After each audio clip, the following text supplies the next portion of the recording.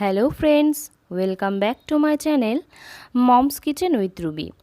আজ আমি আপনাদের সাথে শেয়ার করছি বাংলার অতি জনপ্রিয় একটি মিষ্টির রেসিপি ভাপা সন্দেশ। ভিডিওটিতে আমি কয়েকটি টিপস শেয়ার করেছি। এই টিপসগুলি ফলো করলে পারফেক্টভাবে ভাপা সন্দেশ বাড়িতেই তৈরি করে নিতে পারবেন। তাই একদম পারফেক্টভাবে বাড়িতে বসেই ভাপা সন্দেশ তৈরি করতে আমার আজকের ভিডিওটি প্রথম থেকে শেষ পর্যন্ত স্কিপ না করে দেখতে থাকুন।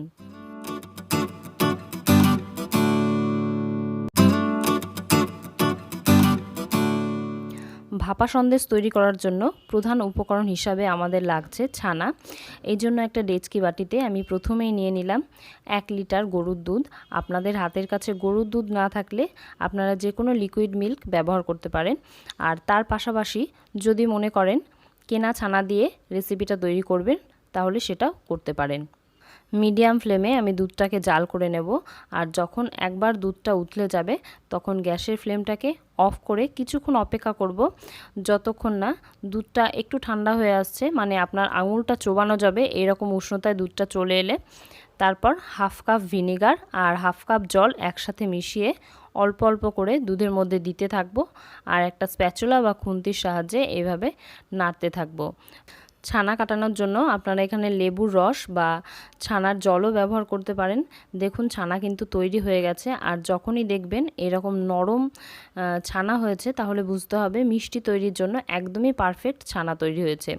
এবার একটা ঝারনা বা স্টেইনারের ওপর একটা ভিজে সাদা কাপড় বিছিয়ে ছানাটাকে জল ঝরানোর জন্য ঢেলে দেব আর অল্প অল্প করে জল দিয়ে ছানাটাকে ধুয়ে নেব। এতে করে ভিনিগার বা লেবুর হালকা স্মেলটা চলে যাবে। দেখুন আমি বেশ কয়েকবার পরিষ্কার জল দিয়ে ছানাটা ধুয়ে নিয়েছি। এবার ছানা থেকে জল ঝরিয়ে নেব, তবে জলটা খুব বেশি চেপে চেপেও বের করবেন না, আবার খুব বেশি চপচপা করে জলটা রাখবেন না, কেননা হালকা একটু জল জল থাকলেই কিন্তু পারফেক্টভাবে আমাদের ভাপা সন্দেশটা তৈরি হবে। দেখুন আমি ছানার জল ঝরিয়ে নিয়েছি আর ছানাটাকে একটা বোলে ট্রান্সফারও করে নিয়েছি। এবার এতে 4 টেবিল চামচ সুগার ডাস্ট দিয়ে দিচ্ছি 2 টেবিল চামচ গুঁড়ো দুধ। গুঁড়ো দুধটা ব্যবহার করলে ভাপা সন্দেশের টেস্টটা কিন্তু আরও ভালো হবে। দিচ্ছি সামান্য একটু এলাচের গুঁড়ো। এবার সব কিছুকে খুব ভালো করে হাতের সাহায্যে এভাবে মেখে নেব। আপনারাও চেষ্টা করবেন হাত দিয়ে এই কাজটা করার, কেননা ব্লেন্ডারে দিলে কিন্তু সন্দেশটা তৈরি করার পর সন্দেশটা মেল্ট করতে পারে।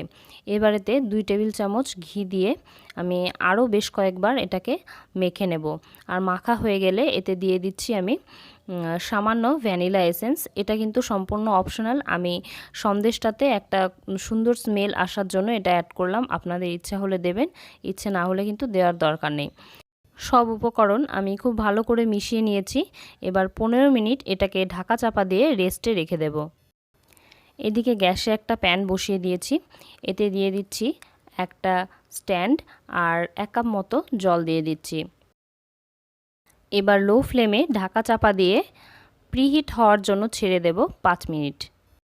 এদিকে সন্দেশটা ঢেলে নেওয়ার জন্য আমি একটা প্লেট নিয়েছি, এতে দিয়ে দিচ্ছি একটা রাউন্ড শেপের পেপার। আপনাদের কাছে বাটার পেপার থাকলে আপনারা বাটার পেপার ইউজ করবেন। আমার হাতের কাছে বাটার পেপার ছিল না, তাই আমি সাধারণ পেপারই ব্যবহার করেছি। এবার এতে সামান্য ঘি ব্রাশ করে নেব। এতে করে সন্দেশটা যখন আপনি অন্য কোনো প্লেটে ট্রান্সফার করবেন তখন খুব সহজেই সন্দেশটা উঠে আসবে।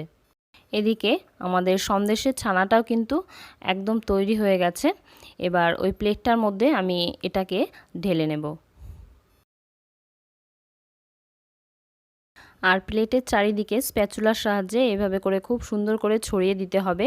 এতে করে প্রত্যেকটা সন্দেশ কিন্তু সমান মাপের হবে আর চারিদিকে সমানভাবে এটা কুকো হবে।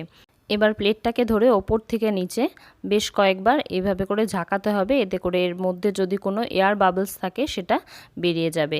সবশেষে এর সৌন্দর্য বৃদ্ধির জন্য এর ওপর দিয়ে কিছুটা কেশর বা জাফরান ছড়িয়ে দেব। এদিকে সন্দেশটাকে স্টিম করে নেওয়ার জন্য ওভেনটাও কিন্তু প্রিহিট হয়ে গেছে। এবার সন্দেশের প্লেটটা আমি এতে ট্রান্সফার করে দেব আর মিডিয়াম টু লো ফ্লেমে ঢাকা চাপা দিয়ে 35 থেকে 40 মিনিটের মতো এটাকে স্টিম করে নিতে হবে। কেক, কুকিজ অথবা যেসব রান্নাগুলি স্টিমে রান্না করা হয় সেই রান্নাগুলি এইরকম কাচের ঢাকনা দেওয়া কড়াইয়ে রান্না করলে কিন্তু খুব ভালো হয়, কেননা এর ফলে আপনি দেখতে পাবেন আর বুঝতেও পারবেন রান্নাটা কিভাবে হচ্ছে আর কত দূর হচ্ছে। দেখুন 35 মিনিট হয়ে গেছে। এবার আমি ঢাকাটা খুলে নিচ্ছি। একটা টুথপিকের সাহায্যে আমি এটাকে দেখে নেব কতদূর এটা রান্না হয়েছে। দেখুন টুথপিকটা কিন্তু একদমই ক্লিয়ার বেরিয়েছে, এর মানে সন্দেশটা কিন্তু তৈরি হয়ে গেছে। এবার গ্যাসের ফ্লেমটাকে অফ করে দিয়ে আমি এটাকে পুরোপুরি ঠান্ডা করে নেব। আপনারা চাইলে এটাকে ফ্রিজে আধ ঘন্টা রেখে তারপরেও কিন্তু পরিবেশন করতে পারেন। দেখুন আমি আধ ঘন্টা পর ফ্রিজ থেকে বের করে নিয়েছি। এবার এটাকে অন্য একটা প্লেটে ট্রান্সফার করে নিচ্ছি। ওপর থেকে কাগজটাকে সরিয়ে দিলাম আর অন্য একটি প্লেটের সাহায্যে এটাকে সোজা করে নেব। তাহলে ভাপা সন্দেশ পরিবেশন করার জন্য প্রায় তৈরি। এবার একটা চাকুর সাহায্যে আপনার নিজের পছন্দ মতো শেপে কেটে নিতে পারেন। ইচ্ছে হলে এরকম চৌকো করে কেটে নেবেন, আবার যদি ইচ্ছে হয় তাহলে বরফির মতো স্টাইলেও কেটে নিতে পারেন। আমি চৌকো করে কেটে আপনাদের দেখাচ্ছি। কেমন লাগলো আমার আজকের রেসিপিটি অবশ্যই আমায় কমেন্টে জানাবেন। আর যদি ভালো লেগে থাকে তাহলে একটি লাইক করবেন, পরিবার বন্ধু বান্ধবদের সাথে শেয়ার করতে ভুলবেন না।